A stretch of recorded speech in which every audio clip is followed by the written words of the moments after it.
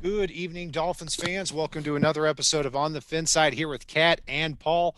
Follow us on Facebook, Twitter, all of our social media outlets, finfanatic.com, as well as the Fansided Network. We're continuing to trudge our way through the summer. We're going to talk about the wide receiver and tight end spot here and take a deep dive into that. But before we do, Paul, if you haven't heard, Tua threw five interceptions in practice the other day in a torrential downpour. Do you care?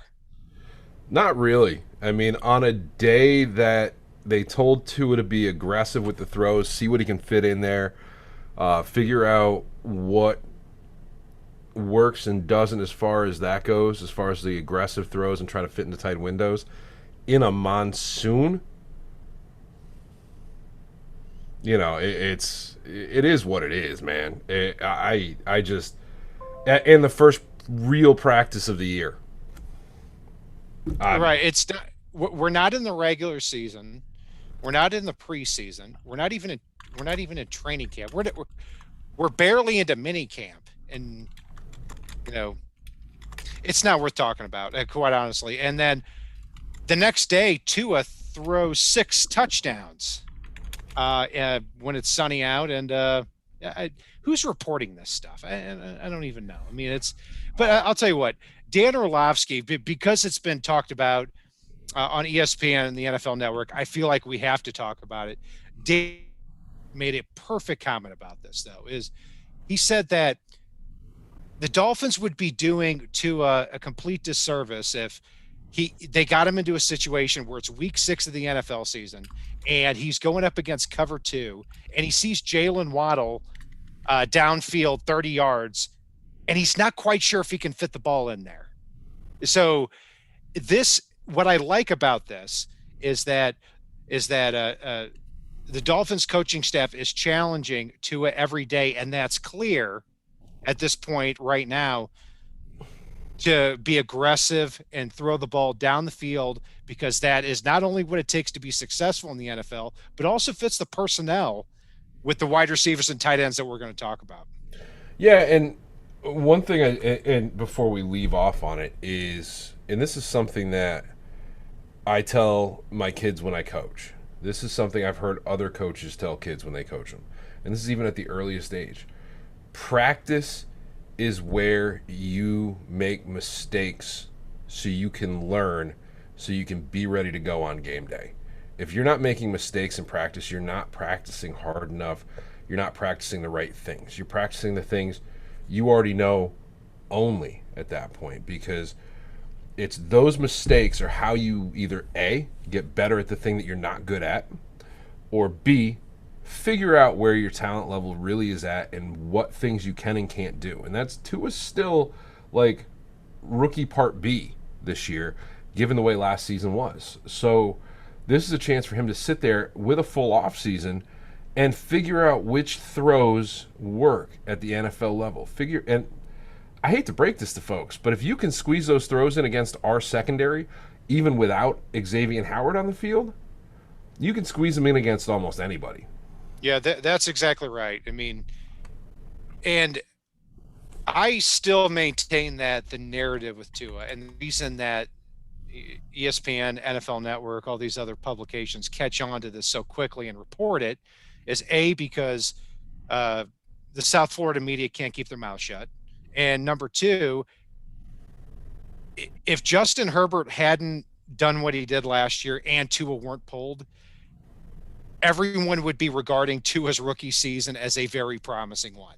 But that's not the case in the public eye right now. But what I like about Tua, and what I'm excited about, is the weapons that he has. And if you watch him in these highlight tapes, and all the word coming out of camp too is that he has built himself up a lot stronger, at least at this point, so that he can drive on those legs, which was not, or at least didn't look like the case last year. Well, and on the day he threw the five interceptions, he also made a lot of beautiful plays as well. And then he came out when the weather cleared the following day, by all accounts, and just lit the world on fire out there on the practice field. So again, it's, I think somebody else put it best. At least he didn't do what Fitzpatrick did one time and throw 5 in an actual game. I'm good with it. Yeah, and I would be more concerned if we came out of minicamp, out of training camp, and the word was that Tua was not throwing any interceptions, just being a caretaker, dumping the ball down. I like that they're drilling it into his head that you have to be aggressive and you have to throw the ball downfield, because that wasn't the case last year because he was a rookie and they were taking it slow with him. But one thing that should be taken a little bit more seriously here is Xavien Howard and him being, at least right now, holding out of OTAs. And this is something that should be taken seriously. I mean, we had David Cantor on our show several years ago, and that is Xavien Howard's new agent. And we remember this guy is a bulldog. Paul Sol, he came on the show, and he was representing Olivier Vernon. He was representing Paul Soliai. Those guys left town. And I'm not saying Xavien Howard's good, but there is a reason why Xavien Howard switches agents to David Cantor. I can tell you what that reason was. When he renegotiated, he talked to about 3 different agents, and this is a real story that's out there. He talked to about 3 different agents, and David Cantor told him the time to renegotiate was not right now. He told him to wait a year. And Xavien Howard did not listen to David Cantor, wound up choosing a different agent, renegotiating on the spot with a deal that very rapidly looked like trash before that season even started.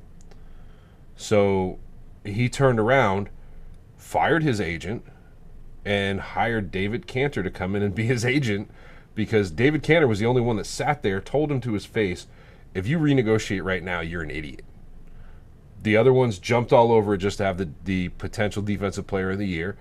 And he came out, tore everyone down to the studs instead of being just off and yeah, Cantor was honest with him and called him out and said, don't do it. Wait till this upcoming offseason. So he went with the guy that actually gave him good advice as opposed to the idiot that didn't, he went with it first. And so the Dolphins definitely got a good deal back in 2019. They re-signed Xavien Howard, or extended him, 5 years, $75 million, only $27 million guaranteed, which is pretty shocking when you look back in hindsight. That's Jerome Baker. Yeah, I mean, because now after basically, without going through all the dollars and cents, what it comes down to is after the 2021 season, when you look at Xavien Howard's contract between 2022 and 2024, when his contract ends, it's basically a 3-year, $40 million contract with no money guaranteed. And he's coming off a season with 10 interceptions where he was a defensive player of the year candidate. So this is, let's face it, either him or Aaron Donald. I would say 50-50, flip a coin. But yeah, I definitely understand what you're saying. So now is the time for him to strike. And I get that from him. But the Dolphins also cannot afford to lose an Xavien Howard, because let's be honest here. If they cut Bobby McCain, who we like, but that's not a huge needle mover.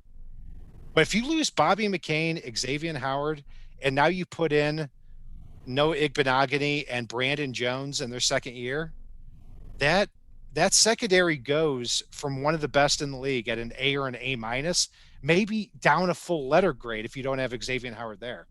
No, I would say it's probably a B right now, with a lot of upside, but still sitting at a B with, a first and second year player starting possibly, with probably a first and second year player, because my thought here is that Javon Holland probably starts over Brandon Jones. But again, that's not to say Brandon Jones doesn't get a lot of playing time. But you can't have a potential defensive player of the year candidate leave your defense and not have it hurt, especially at a position that based on the defense that Miami runs, cornerback is the most important position. Having a lockdown corner is the most important thing on this defense. And that's why Byron Jones got paid. That's why Xavien Howard got paid, even though he did it too early and a little stupidly. And there's room to pay him. If he goes up $5 million a year, he's still, if I'm remembering correctly, I did the math like a couple weeks ago. I don't believe he'd be the highest paid corner in the NFL still. So if he's willing to do that, you know what? Lock the guy up.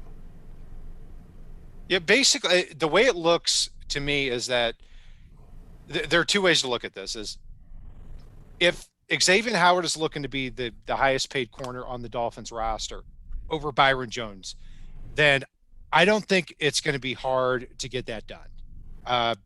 You basically guarantee a lot of his money in 2022 and 2023, and you give him a raise over a period of 3 or 4 years. I don't think that's hard to do.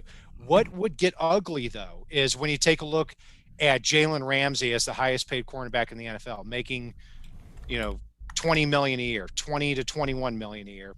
And if Xavier's saying, hey, look, I want to be extended 3-4 years here, and I want to be paid 23 in 2023, 2024 and guaranteed money, and I want that to exceed Jalen Ramsey's, then I think it could be a problem. So we'll see, but I don't know, man. It's going to be tough. If he wants to be the highest paid cornerback in the NFL now, after pocketing his guaranteed money over the past 2 years. And what makes this probably a little bit hard for Chris Greer and for Flores and company is the fact that Miami right now has the absolute most 2021 cap dollars assigned to the cornerback position of any team in the NFL. They've got 41 point almost 2 million tied up in just the cornerback positions in their secondary. They've got 13 players right now, so that'll probably diminish a little bit, but we're not talking about any of the big dollar guys. And as far as that goes, that's pretty freaking huge. So to add to that would be a little bit rough to do, even though I do think they need to pay X. Xavien Howard right now is averaging $13.5 million, I think, a season, or his cap number this year is $13.5 million. You said Jalen Ramsey's $21 million. Yeah, or 20 million. Yeah. I mean, in reality, I would be absolutely willing, more than willing, to pay Xavien Howard at least $18.5 million a year off of this deal. And you may be able to do that. I'm sorry, I'm looking at the cap numbers on the fly. No, I think you're. I'll stop you right there. I think you're right on that, and it depends on where that money is spread out to, because that's what it comes down. Because Chris Greer made a great re-signing in 2019 with Xavien Howard. That's what it comes down to, because he front-loaded the contract, gave him all his guaranteed money up front, and now he was a defensive player of the year candidate this past year. And now X is looking at his contract saying, well, wait a minute, this is basically a 3-year, $40 million contract with nothing guaranteed. That's not fair to me. So I don't know. Now, we'll see. But what I'd be willing to do, though, is you mentioned after 2021 there was a potential out. I would potentially, if I were Greer, look to convert a little bit to bonus and front load that into 2021 and potentially start the salary cap increases in 2022, in 2023. I know he's going to be getting into his 30s at that point. Maybe eliminate the 2024 season and spread that across the other two. exactly right. And that's what has to happen, what you said right there. More guaranteed money pushed up to the front of the contract.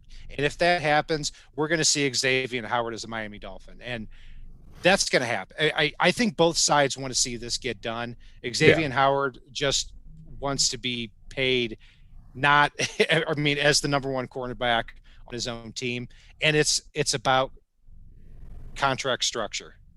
That's what it's coming down to right now. Byron Jones was paid what he was paid. 5 years. Hold on. 5 years, 82 million with 46 million guaranteed. 1 year after Howard was extended, but it was because of the market.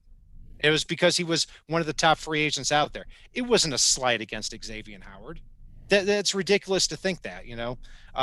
So we'll see. But I think Byron Jones and Xavien Howard, along with the quarterback position, are the three most important parts of the team, because you have to be able to throw the ball and you have to be able to stop the passing game in the NFL. And if the Dolphins do that successfully, they're going to be a good team, not only for this year, but for 2022 and through 2024 and for the foreseeable future.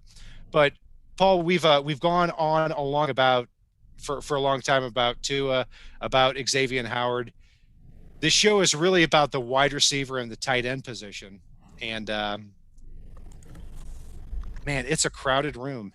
I mean, yeah, we got a lot of players to talk about here.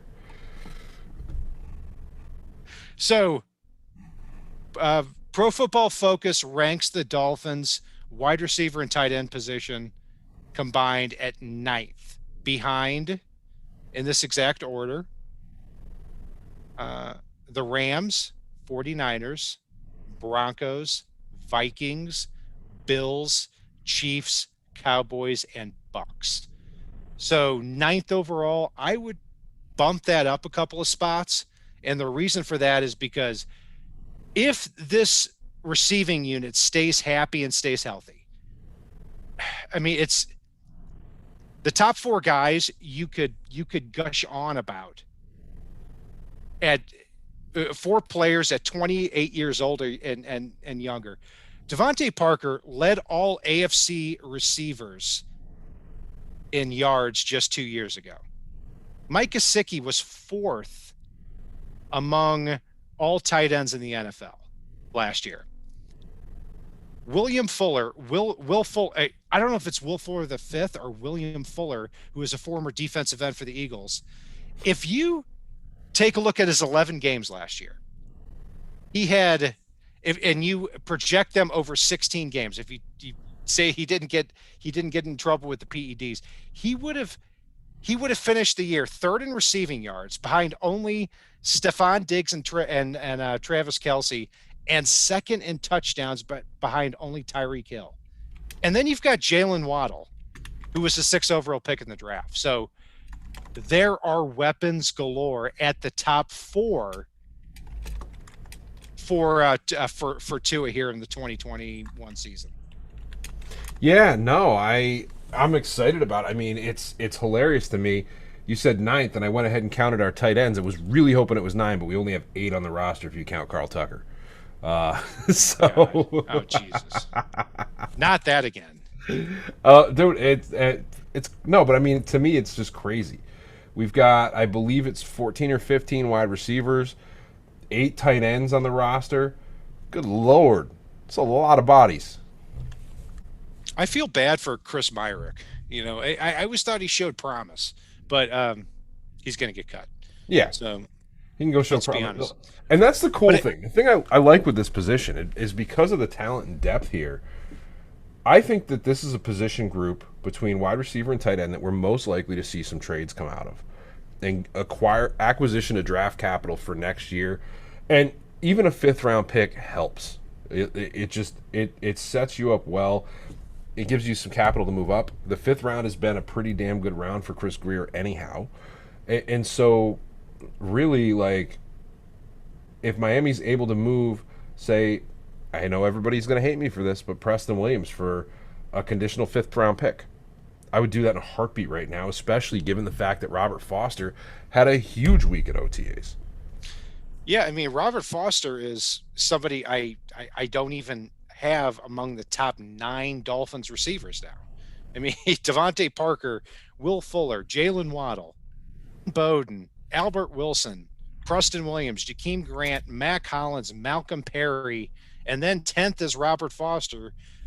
who is a 4.240 player who has averaged what, over 19 yards a catch in the NFL. Um, Mac you know, Hollins has it's averaged over 19 yards a drop in the NFL. yeah, but I'll tell you, when it comes to Mac Hollins, he has been on the Dolphins roster for 20 games, and he has dressed for 20 games because of special teams. So that's why I think he's going to actually end up making the roster. Otherwise, somebody has to take his spot on special teams, because it's nice sitting here thinking, okay, this guy has upside, this guy can do this guy can do that, but we know that Brian Flores, especially coming from his New England background, where they keep players like Matt Slater, who's a 7-time special team pro bowler, you know, they're going to keep special teams guys. And I think Mac Hollins is going to end up being one of those guys. But anyway, I've talked way too long about Mac Hollins already. Um, where it becomes a bloodbath here among Dolphins fans is after you get past Devontae Parker, Mike Gesicki, Will Fuller, and Jalen Waddle as the top four guys. I mean, I think Lynn Bowden is a lock. First of all, the Dolphins traded for him last year. They got Lynn Bowden and a 6th-round pick, and they gave away a 4th-round pick. He had, on 36 targets last year, 28 catches, and did not drop one pass. To me, when you combine that with his ability to play, he's drafted as a running back and showed ability to be a wildcat quarterback in certain looks too. I think he's a lock to make the roster. Do you agree on that? I'm sorry, was that Malcolm Perry? Or was No, that that's Lynn Bowden. Lynn Bowden? I do think Lynn Bowden makes the roster. Yeah. I wouldn't go so far as to say a lock, but I think he's got a very high probability of making this roster. All right. So high probability, would you say 75%? I'd say like 74.5%. Okay, Be 74.5%. I'll difficult. go with that. So then after that, Albert Wilson, you know, if he continues to develop that rapport that we've heard about throughout training camp, with Tua, I mean, yeah, the Dolphins could save a few $1 million by cutting him, but he probably makes it as well. And what I do think is, and he's talked about it, and Albert Wilson has said that taking the year off, and this may have been a strategy on his end, it may have been to protect his family, it may be a combination of both, but he had a lot of injuries over a couple of years, and now developing a rapport with Tua, he said his body's fresh, and I think that's going to help him in his odds to make the roster. Yeah, sorry, I was answering somebody in the chat. Which guy were you talking about on that one? Albert Wilson. Albert Wilson. I do think Albert Wilson makes the roster. I think Miami's going to keep 6 wide receivers this year and possibly slot another one as a running back, as we talked about in our previous show. I do think Albert Wilson makes this roster, and I've got one more in mind after him. And then Gotcha. So turns into some tough cuts. yeah, it certainly does. So we've got Parker, Fuller, Waddle, Bowden, Wilson. Then it gets down to, I know you see Preston Williams getting axed or getting traded. I think again, another team would be crazy not to give a late round pick for Preston Williams. And I say the same thing for Durham Smythe at tight end. And I say the same thing for Jakeem Grant as well. I mean, Jakeem Grant is I go back and forth on him because the Dolphins can save $4 million by cutting him. But I think this might be the best punt returner in the league. Yeah. And I would keep Jakeem Grant, much to a lot of people's chagrin. He seems to have developed a rapport with Tua this offseason. They've been working together a lot, and I know he's been hitting him in practice, and he's been catching the deep ball in practice now. And if that's the case, he has too much physical talent, in addition to being the best punt returner in the league, in my opinion, or close to. And you mentioned the Preston Williams thing, and I was just talking about this in our chat. I would push for a conditional 5th round pick for Preston Williams, and it's because of his injury history, you have to make that conditional fifth round pick be something where it's wholly dependent upon number of games that he dresses for next year. If he dresses for all 16, it's definitely a fifth round pick. If he dresses for 10, it might slide to a sixth. If he dresses for 5 or less, it may be a seventh, or it may disappear altogether. I mean, you have to be flexible with what you'll take for Preston Williams and try to maximize the value, and bet on the player staying healthy, where if he stays healthy, you get the best, and they probably won't be unhappy with that fifth round pick if he manages to play 16 games for once. Yeah, I think players on the bottom of the roster, when we talk about Preston Williams, Jakeem Grant, it would probably be a conditional seventh round pick that could move up to a sixth. I mean, Yeah. it's just, I mean, but we're not talking about a difference of a lot here. No. I mean, And if I were another, this is the way I put it. If I were another team looking at the Dolphins roster, if we were, New York Giants fans, for example, looking at the Dolphins roster, I'd be thinking, gosh, there's a lot of talent on that roster. Like, I mean, there's 7 or 8 deep at the wide receiver spot. I hope they cut or want to trade one of those guys. And I think they will. And in August, that is the time for Chris Greer to make those trades. I mean, we looked at, Laramie Tunzel back in 2019. That was the time to make that trade. Back last year, Raekwon McMillan, Lynn Bowden, that's when those trades happened as well. So, yeah, I think that you're going to see some players at wide receiver and tight end get moved. But looking at the tight end spot, well, before we move on, I actually want to mention Go. somebody that got brought up or actually mentioned two people here. One of them got brought up in chat, and that's Kirk Merritt. I'm really, really hoping Miami can hide him on the practice squad in case an injury happens. Because if you're correct and Mac Hollins makes the roster, and say Devontae Parker gets hurt, or week 1 in place of Lynn Bowden, maybe you keep him on the roster. I would much rather have Kirk Merritt running routes than Mac Hollins any day of the week. I mean, Kirk Merritt's a guy I really, really liked when they got him as an undrafted free agent. I was very high on him, and I really hope that there's a role on this team, whether that's on the practice squad or not, if they can hide him for a little while longer. Because Will Fuller's not under contract after this coming year, so you may need somebody kind of groomed and ready to step up and backfill. And I do think Merritt's one of those guys. Another guy I want to mention is somebody that's under contract and might hurt a little bit to cut financially, but I just don't see making the roster, even though Brian Flores did mention him by name in a presser the other day, and that's Alan Hearns. I just don't think he has enough talent given the guys that are in front of him, and I would hope Miami's able to move him for literally anything at this point. I'm embarrassed to say this, but I didn't even have Alan Hearns in these notes for our show today. I'm in my mind, he's already been cut. Like, look, this is a player that had an 1,100-yard season with Blake Bortles, a quarterback, back in 2015. He had a 100-plus yard game against the Dolphins that year. But, I mean, what's the end game with Alan Hearns? Like, he doesn't play special teams very well. And, okay, if He'll be okay if he's healthy and dresses. He'll be okay. Yeah. No, thank you. I mean, honestly, so he's but you've got so many players here at the bottom of the roster. Wide receiver, Albert Wilson, Preston Williams, Kai Loxley. AC. We can't even get into developmental players. Kirk Merritt has physical tools, no doubt about it. But I mean, he's 15th on the depth chart. I hope he stays on the practice squad, and with the 10 to 12 players being on the practice squad, you're going to see a couple of wide receivers on there too. So hopefully he gets his shot one day.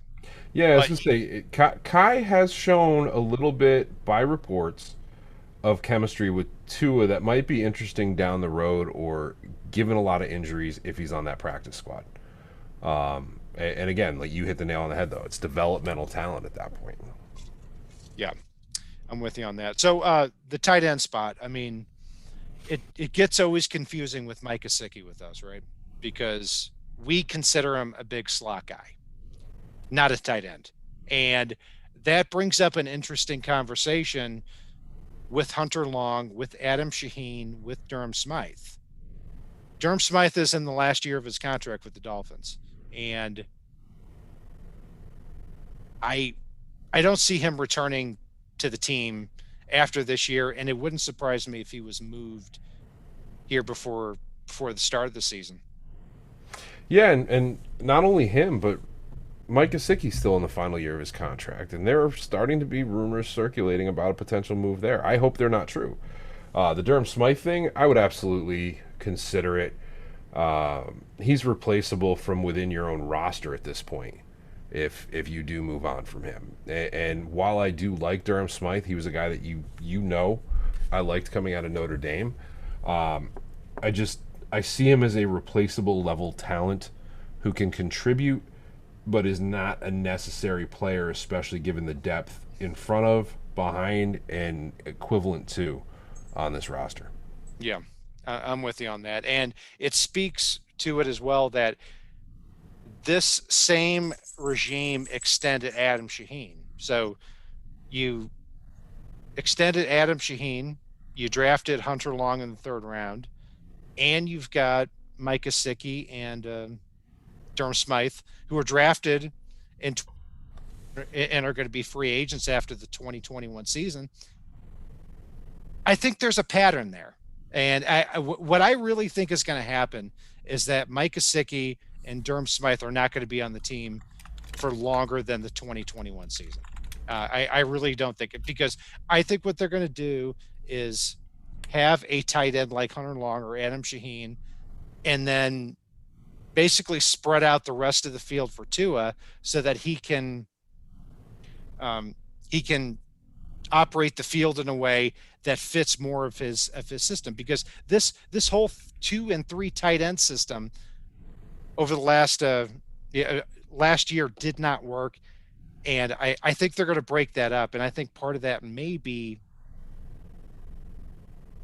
Durham Smythe and Mike Gesicki not being part of that roster. Now, I'm going to agree with you partially on what you just said. That 2 tight end system didn't fully work the past couple of years. And I think part of that is they didn't truly have somebody on the opposite side of Gesicki that could not only block but also be a real receiving threat. Not a receiving outlet, we'll go with, but actual threat. Because Hunter Long is deceptive in the way he plays. He can absolutely be a seam threat. He's got a great catch radius. And he only gets better by playing opposite Mike Gesicki.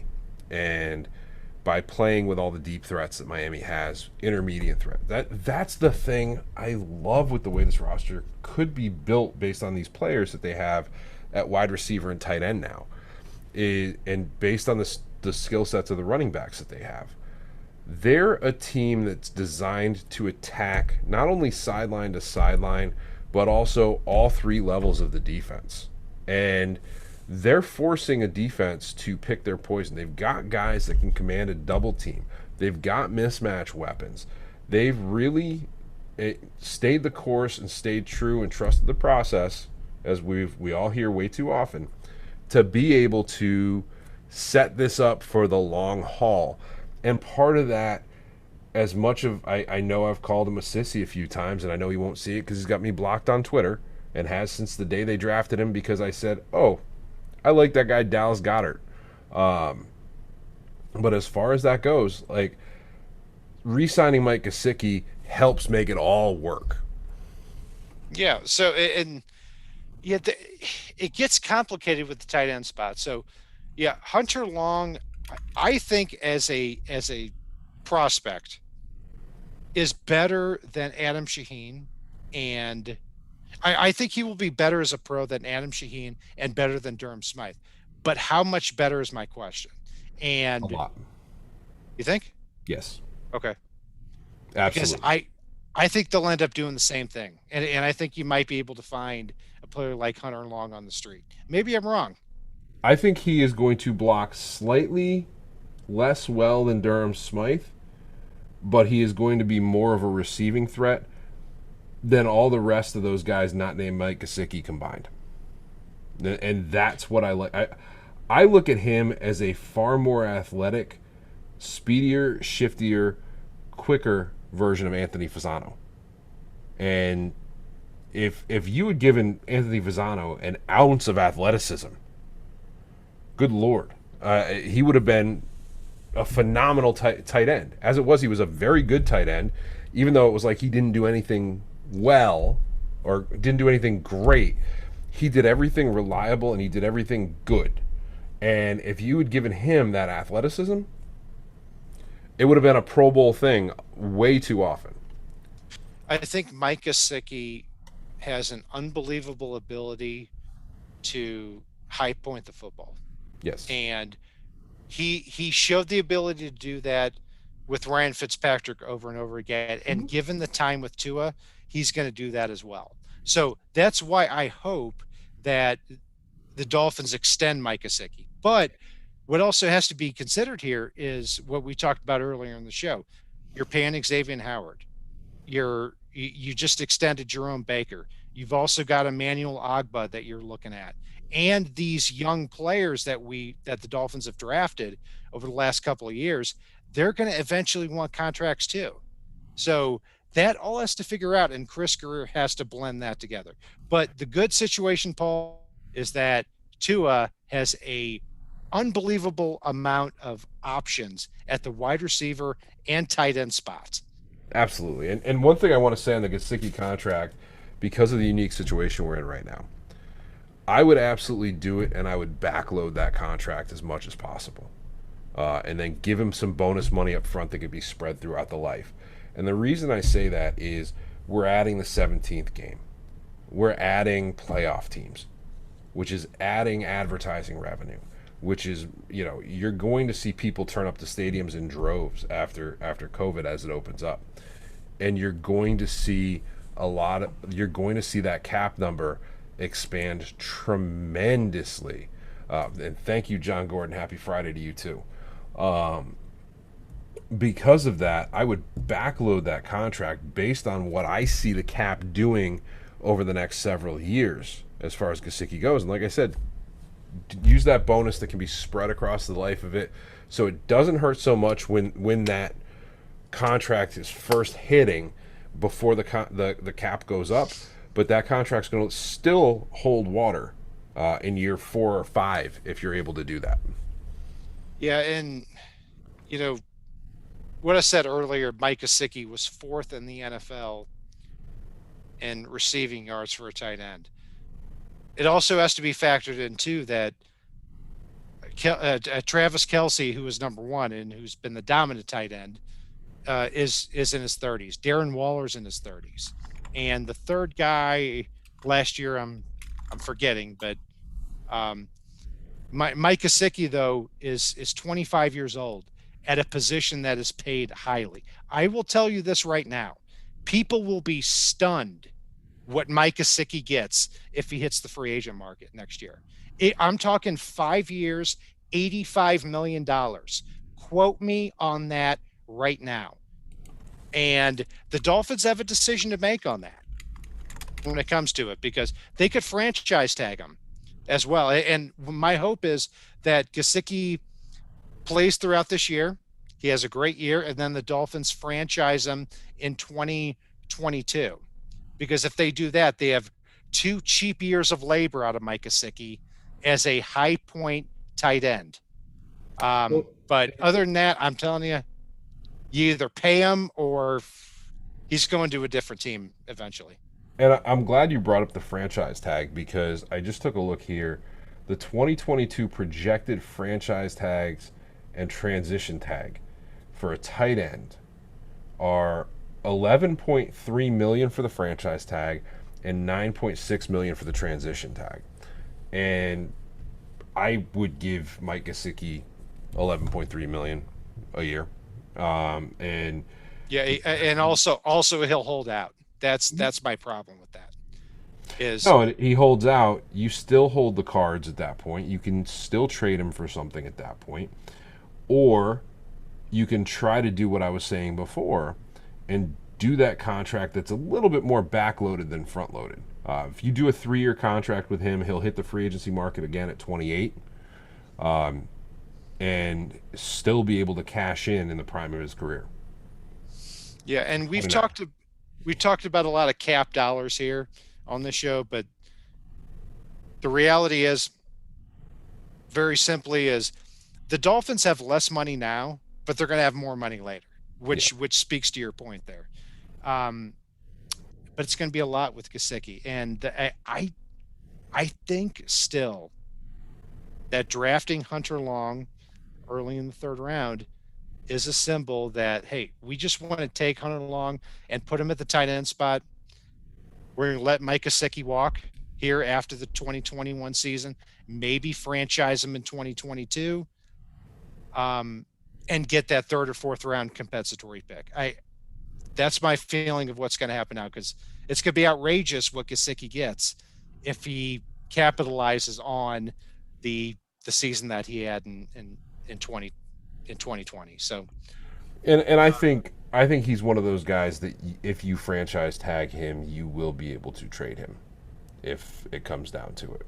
And I think he's very tradable as far as that goes. And I think you're going to see a fairly high pick come back in return because he does have a physical skill set that's alluring to a lot of folks. But I think Miami drafted Hunter Long because they've been searching for that complementary piece across from Mike Gesicki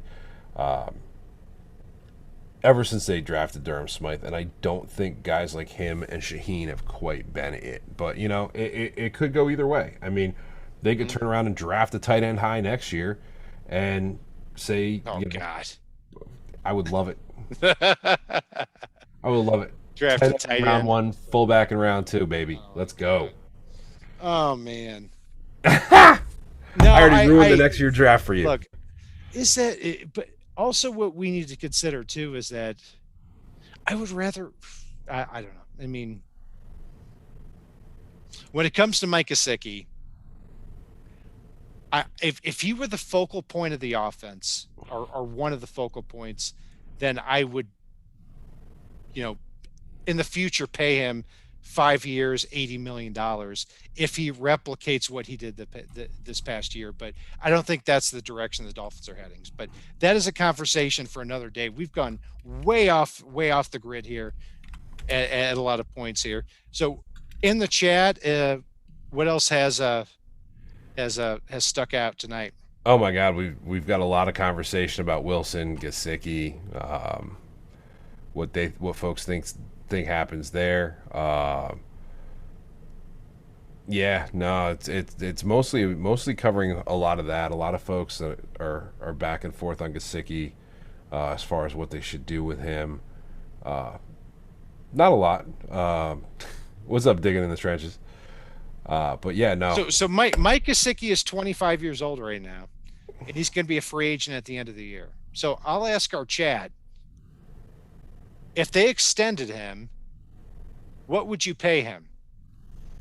And let us know in the comments after the fact too, because yeah, absolutely. I mean, because what I think is going to happen again is that Gesicki's going to play this year and may get franchised next year, but after that, I think he's gone. Because actually, you know what? I would like to see, not just in the comments, but also in the chat, if folks do know. I'd like to see who folks think are going to make the team at both wide receiver and tight end, because this is such a weird, controversial group, and I'm so curious as far as what a lot of folks' thoughts are, as well as if they have anybody that they think is going to be a surprising cut or trade. I'm curious. Yeah, absolutely. So that will do it for our breakdown of the wide receiver and tight end spot. We've been just all over the place. We've been burdening to talk about so many things here with with the wide receivers, the tight ends, Xavien Howard, Tua, just everything as it Fullbacks. relates. What's that? Fullbacks. Oh God, no, never. Follow me at Brian Cat NFL and Paul at fanatic Underscore pick. underscore pick. Man, I've got to get my stuff together. There. And be sure to follow us here as well throughout the off season and into the preseason and training camp as well. And if it's not on the right side and it's not on the left side, it is on the fin side.